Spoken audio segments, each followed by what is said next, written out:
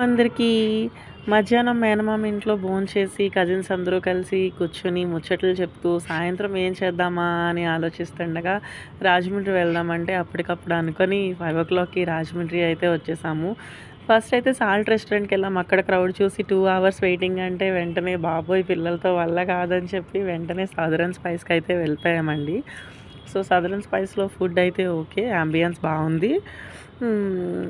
కంప్లీట్‌గా ఇలా కజిన్స్ కలిసి చాలా రోజులయింది. ఎప్పుడు పెళ్ళికి ముందు ప్రతి వేసవి సెలవులకి, లేకపోతే సంక్రాంతి, దసరా సెలవులకి అమ్మమ్మ వాళ్ళ ఇంట్లో కలుసుకునేవాళ్ళం.